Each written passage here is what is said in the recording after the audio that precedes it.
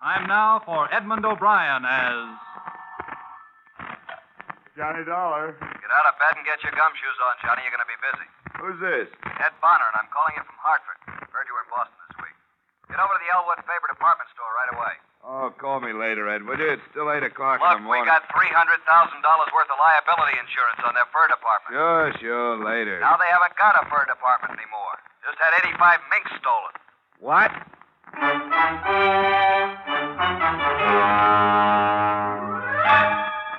Edmund O'Brien, in another transcribed adventure of the man with the action-packed expense account. America's fabulous freelance insurance investigator. Yours truly, Johnny Dollar.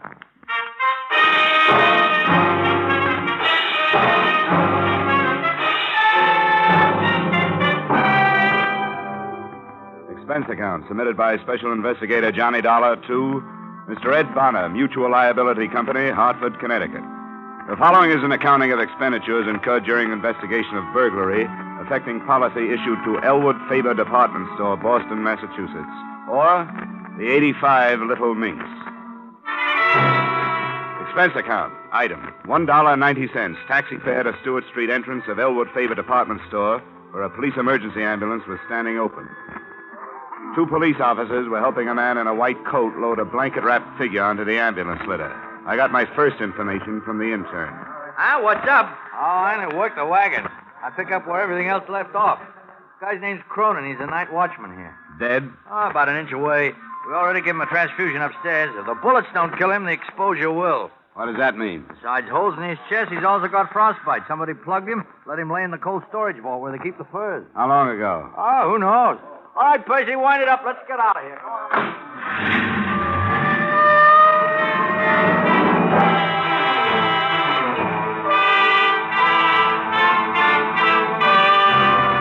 An assorted group of reporters and cameramen seemed to be converging toward a freight elevator just inside the store entrance.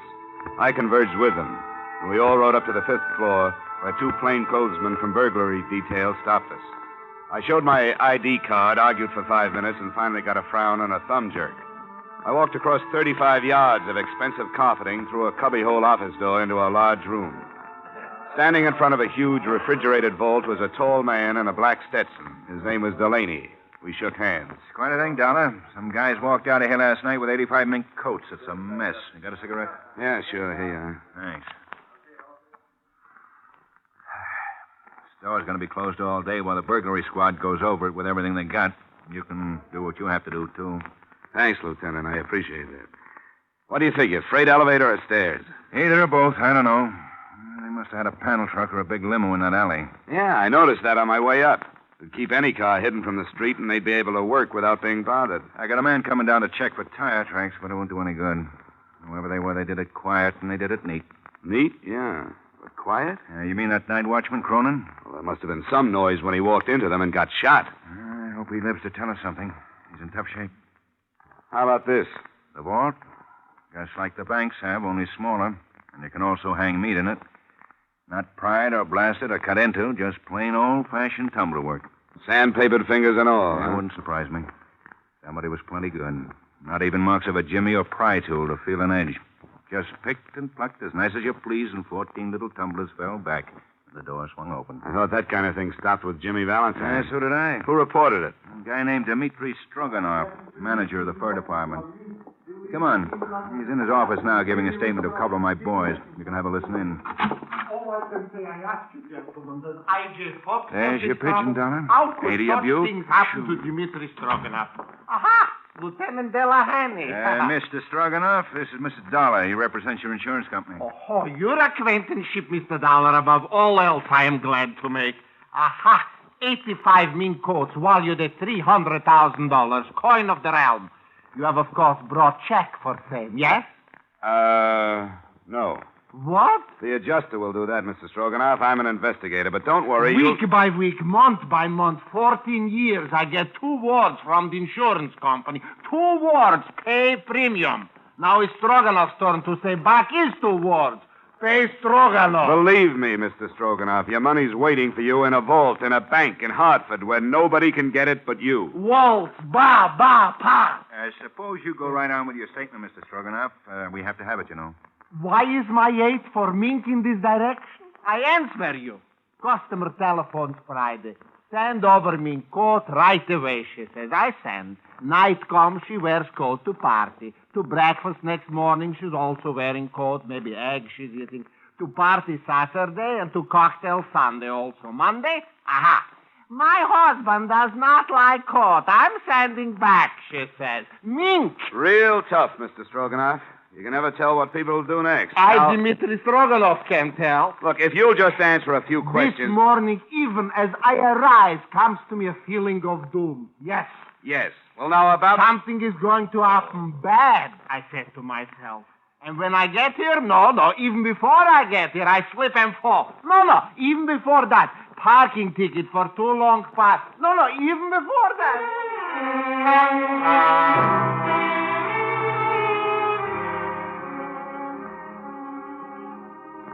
He went on like that for quite a while, and the police stenographer took down every word.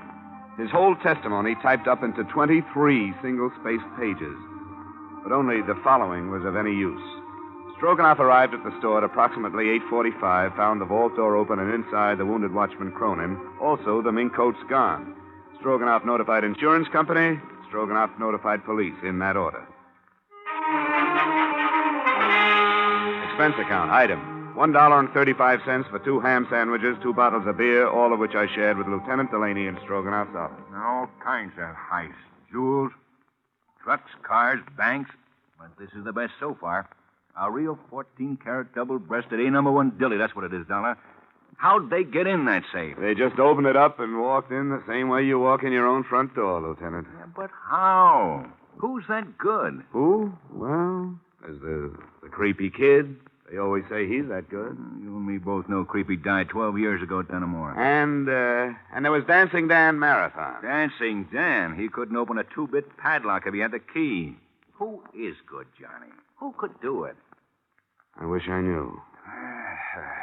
Stroganoff's the only one in the store who knows the combo. The only one. But I don't know. But you aren't taking any chances.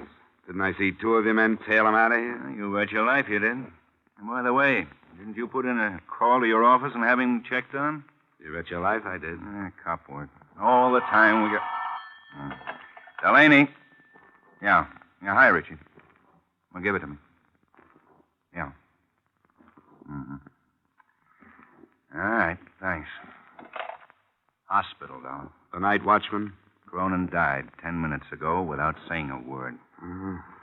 I was hoping he'd be able to fill in some gaps. Well, he does. At least one. Which one?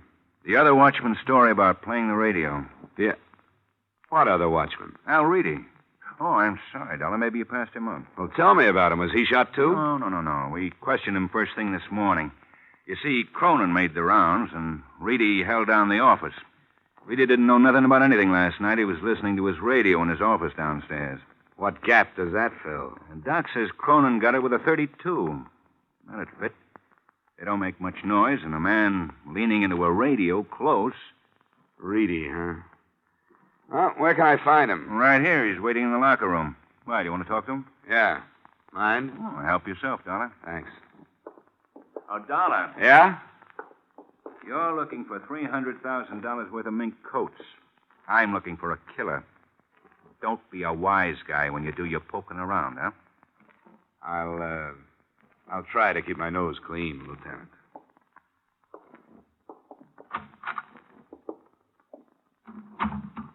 Yeah? Hello. You Al Reedy? You another cop? In a way, yeah. In what way? Insurance investigator. All right, Mr. Insurance Investigator. Am I supposed to tell you something that'll tip the whole thing? No, Mr. Night Watchman, you're just supposed to tell me how things went for you last night. Swell. I sat in my office from 10 to 6, went home, went to bed. Got picked up by 2 big flat-footed coppers at 7:30. And here I am. How'd things go with you last night? You sound a little put out, Reedy. Or are you used to places being heisted where you work? What kind of a nasty crack is that? What'd you see in here last night while you were doing all your night watching? Nothing. No freight elevator moving? No. No sounds on the stairs? No. And you didn't hear the shots that plugged Cronin? No, I didn't. Why? Because I sit in my office and listen to disc jockeys. The radio's liable to smother a lot of noise. Wrong answer. Well, the cops like it. I don't. Give me a better one. I'll have to look for it. But I'll find it, mister. Sure you will. Sure you will. But you'll never find those guys who trumped off with those coats last night. You sound awful sure of that. I am. Because you'll spend all your time on someone like me trying to make something out of nothing just to show everybody how good you are. Reedy, if you're clean, you haven't got anything to worry about. Well, maybe, but answer me this. Who's going to say when a guy's clean? When he's right or wrong? A lot of filing cabinets in a building somewhere? Answer me, investigator. Who knows? Who's going to say?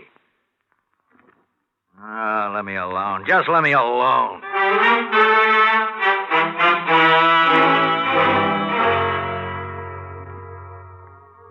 I didn't know what to make of Al Reedy, but I did know I wanted to know more about him. At the personnel office, I pulled out his application card. It looked good enough, and then I suddenly put it back. I had a hunch, and I headed for the Middleton Safe Company. The president and chief designer of the Middleton Safe Company was standing under a blue light in the center of a newly completed vault.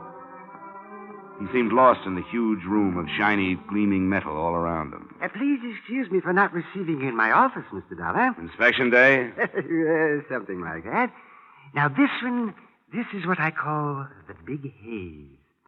Beautiful, isn't she? Completed a fortnight ago for a firm of South American bankers. You work on the safes and vaults yourself, Mr. Middleton. Indeed, I do. The drama of it captured me as a youth. To compose and weld and conform metal into an impregnable stronghold.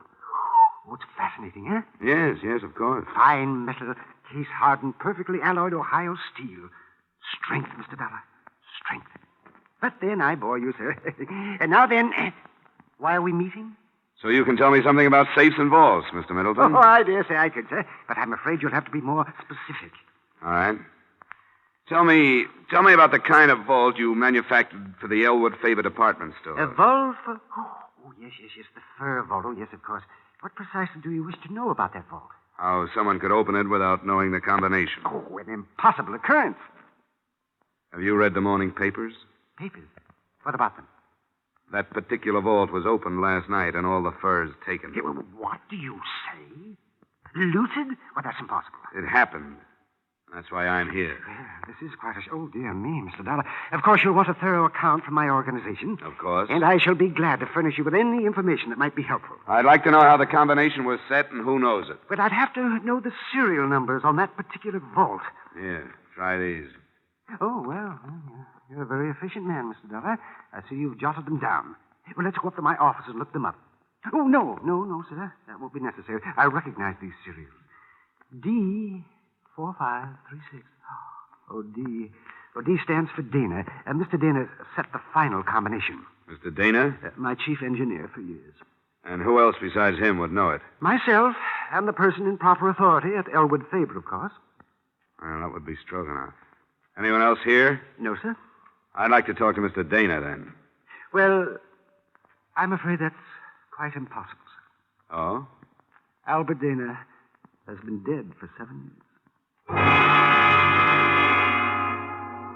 Up to and including that point, I had a whole lot of nothing to go on. But by the time I got back to Boylston Street, heading for my hotel, things began to happen.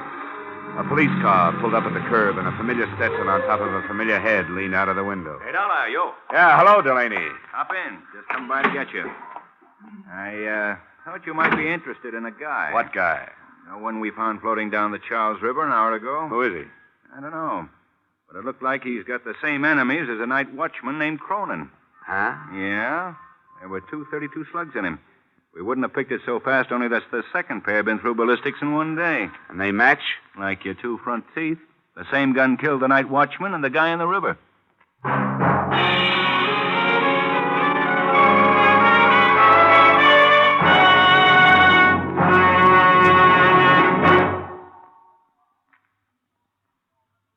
In just a moment, we will return to the second act of Johnny Dollar. But first, it's a family night on the Bing Crosby Show again this Wednesday. Brother Bob and Bing's son Gary already have scored with the Groner this month. And tomorrow night, Bing's 14-year-old twins, Philip and Dennis, make their debut as a guest team. You'll hear the kids trying to sell Dad a membership in the Bing Crosby Fan Club, a scheme that backfires. And you'll hear some rare and wonderful singing. CBS cordially invites you to hear The Bing Crosby Show this Wednesday and every Wednesday over most of these same CBS stations. Now, with our star, Edmund O'Brien, we return to the second act of yours truly, Johnny Dollar.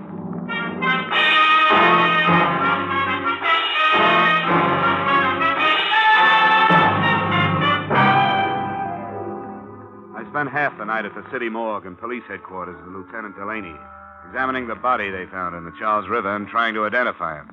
All the labels were ripped out of his clothes and the laundry marks were cut off. We were left with just his physical characteristics and fingerprints. The mug file didn't duplicate him, and the prints didn't check with anything in town, so they sent them to the FBI in Washington. I got to my hotel at 4 a.m. to get some sleep, and I got it. 3 of the shortest hours' worth I ever had. Dollar? I'll tell her when he comes in. This is Ed Bonner, Johnny. How would you like to be fired? Huh? Oh, yeah, Mr. Bonner, sir. What can I do for you? Turn up with 85 mink coats. What have you been doing since yesterday? Sleeping? Bonner, I've run my legs down to my knees, honest. I've been trying to find out something, anything. I've peeked into so many corners, I've got television eyes. And I've got a weak heart. Unless we find those furs in 24 hours, we have to pay off Elwood Faber $300,000. Well, what are you going to do? Take it out of my pay? We have to. We'll start by selling your body to a medical school. Please, Johnny, do something. Bonner, what's Elwood Faber's financial position? AAA. Couldn't be better. They wouldn't steal him. How about the fur man, Stroganoff? He's always had money. Family. All right, Bonner, I'll keep after it. I'll call you when I get something. Johnny, don't take my shouting personally, but this is a big one. Give it everything you got.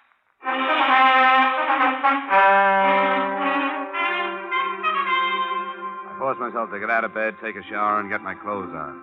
I started for the door and had no idea where I was going Aha, Mr. Dollar. when somebody did my thinking for me. To see you personally, I Stroganoff, maestro of the Elwood Faber Fur Department, am here. Do you have any news? News. Every paper in the country it should hit twice. Never in my 30 years of association with that foul little beast, the mink, has anything like this happened. What happened? You wouldn't believe me. Look, I'm pretty gullible. Well, it's incredible. I don't blame you for not believing me. Are we going to keep up this game, or do you tell me? Don't get huffy with Stroganoff. I will tell you. This morning, wrapped in dirty cardboard box, is arriving at the Fur Department. Guess what?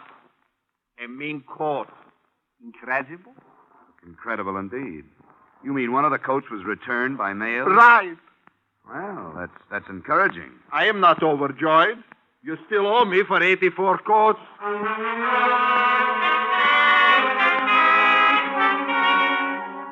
Item, $1.90 for cab fare to Elwood Faber. It didn't make any sense that the men or man who committed murder to make the heist would return anything. But one coat had come back. And in the pocket, I found a small piece of slick cardboard. It was only 1/3 of an inch long, but there were 3 words on it. Country Club Dance. I was lucky. The country club secretary had a guest list, and one name on it stuck out like the nose on Jimmy Durante. Patricia Reedy. Yes? Oh, Miss Reedy? Yes.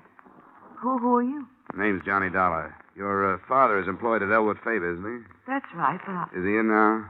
he's probably in bed. May I help you? Oh, I don't know. I saw you at the country club dance the other night. Oh, were you there? Oh, I couldn't keep my eyes off you. Especially when you had that mink coat on. The mink. Well, Talk with this guy, Pat. What do you want, Dollar? Some information. Patty, will you make some coffee or something? all right, Dave. Anything else? Oh, nothing I can't handle. Okay, Dollar, what are you doing here? Who asked you into my house? My job. I came to find out about a mink coat that showed up at Elwood Faber this morning. Look, let's go out in the hall and talk. Okay.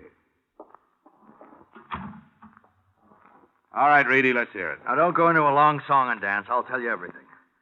Just the way it was. And I'd be real interested. The way I figure it, you helped in the theft. You maybe even killed Cronin. You kept one of the coats, but you got scared you might be caught with it, so you sent it back. Your daughter left the dance ticket in the pocket. All right. Here's the story right down the line. I didn't help in the heist. I had nothing to do with it. I didn't even know what was happening. Like I told you, I was in my office, listening to the radio. Tell me, Reedy. You ever been arrested? Well, Dollar, you're smart enough to find it out sooner or later. I served time, sure. You might as well know. Lots of them. Elwood Faber would be interested to know a trusted watchman served time. Well, what'd you expect me to do when I got out? Curl up and die? I gotta live, too. I'm straight now. Well, almost. I had a wife and a kid. The wife died. You've seen the kid in there. 13 years of her life, she had nothing. But now I'm trying to make up for that. Everything I do is for her, not for me. What about the coat? Sure, I took it. I borrowed it. Before the safe was locked up for the night. I've been borrowing stuff right along. Whenever my kid needed anything, I always return them in good shape. Told Pat they let me do it. She don't know nothing. That's kind of a strange philosophy. I don't even know how to spell philosophy. But I do know this. That girl in there has a life ahead of her. Mine's behind me. I got to give her every chance I can to look good, to act good, to use her brains, to meet the right people and go to the right places. Not just for dough, you understand, a millionaire husband, but just for a right guy and a fair crack at happiness. Uh-huh. Oh, you guys are all the same. You work from a little book, printed directions. Everything's black and white in life. Nobody's human. Oh, well, that's that. I don't know what you're going to do, but I hope it don't blast that kid's life to pieces. Reedy, you should have thought of this a long time ago. I don't want any lectures. You'll shut up and you'll listen to me. I think I believe you. You're right. Maybe we do work from printed directions a little too much. Well, I can use a little judgment on my job. I think, for now, I'll forget everything you've told me and forget where that coat came from.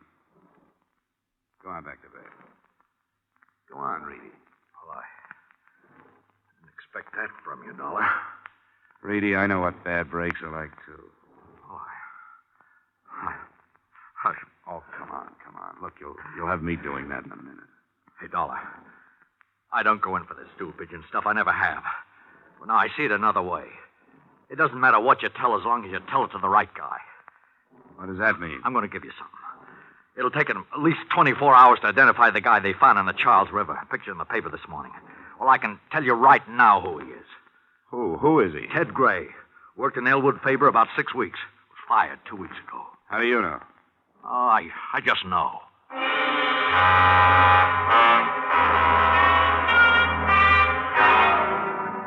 Personnel at Elwood Faber confirmed Ted Gray had worked there and was fired for insubordination. His address was 1432 Parkhurst Avenue, and I was over there in 15 minutes. It was an ordinary, undistinguished apartment house. No one answered when I knocked at apartment 12A, but the door was unlocked. Except for the furniture, the room had almost nothing to offer. I poked around for half an hour before I saw the phone numbers written on the wallpaper next to the phone. There were 14 numbers, and I started calling them right down the line.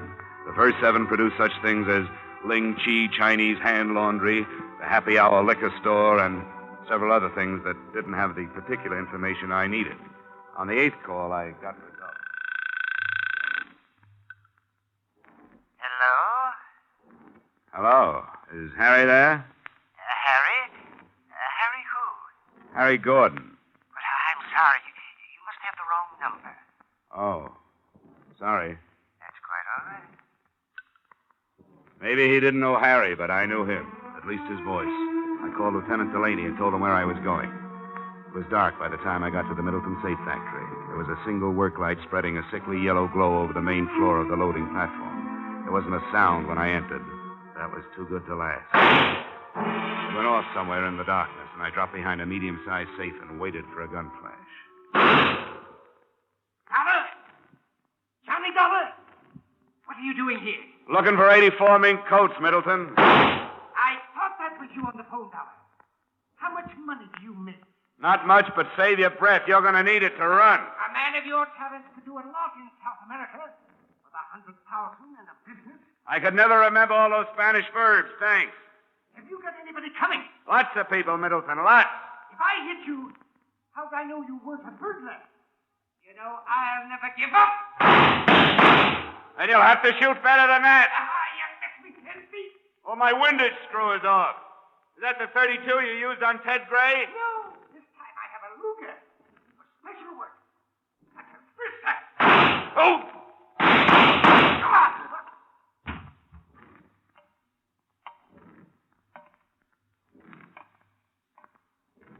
That Luger didn't help you much, Middleton.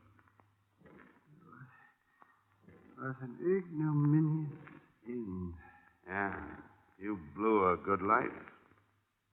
Well, I could never find what I wanted.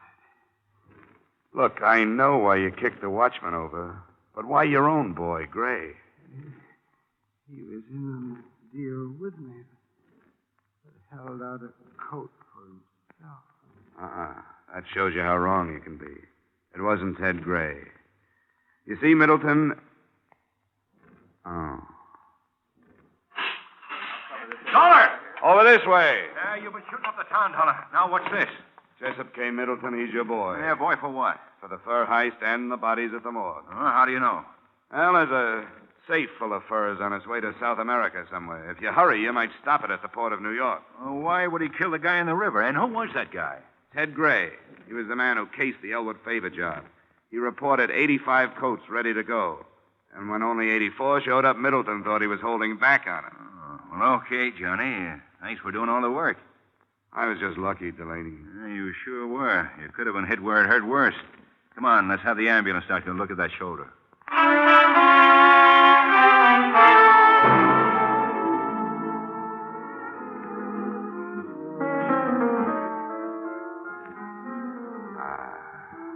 This is the only way to live. Miss Reedy, you... Make it pass. Pat. You know, you're great on your feet. Well, what about you, Johnny? Dancing with your arm in a sling. Well, I took the no-hands course at Arthur Murray's. Pardon me, Mr. Dollar. There's a phone call at your table. Oh, thanks, waiter. Come on, Pat.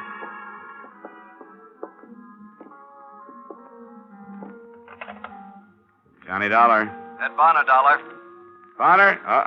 I won't take another job for at least a week. No, it's not that. What is it? Are you afraid I'll put a night out on the swindle sheet? You aren't finished. Not finished. Hey, you got the coats, didn't you? Yeah, we found the safe down at the dock. Caught it just before it was loaded for South America. There were 84 coats in it, all right. But you know the one that was sent back in the mail? It's been stolen again. One's still missing. Oh, really? Oh, that. Oh, yeah. Well, you know, Bonner, somehow I have a feeling that last coat will be in the mail tomorrow. Are you sure? Positive. So long, Mr. Bonner. So long, Johnny. Who was it? Oh, nobody important. You know something, Pat? You look just grand and mink.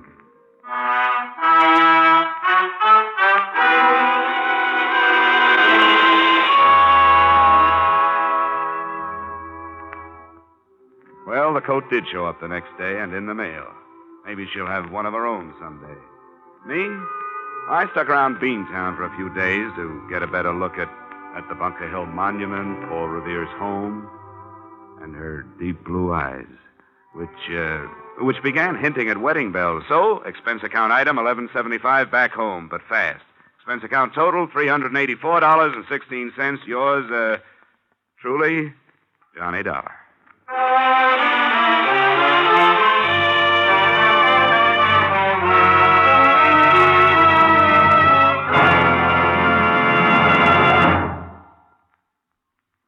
Yours truly, Johnny Dollar, stars Edmund O'Brien in the title role and was written tonight by E. Jack Newman and John Michael Hayes, with music by Leith Stevens. Featured in our cast were Harry Bartell, Joseph Kearns, Hans Conried, Bill Johnstone, Howard McNear, and Gloria Blondell. Yours truly, Johnny Dollar, is produced and directed by Jaime Del Valle.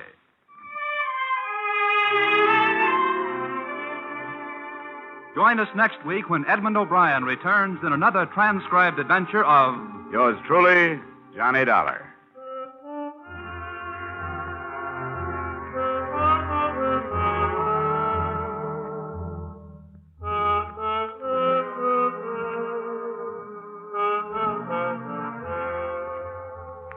If you've got a piece of string handy, you better tie it around your fingers so you won't forget to file your income tax return.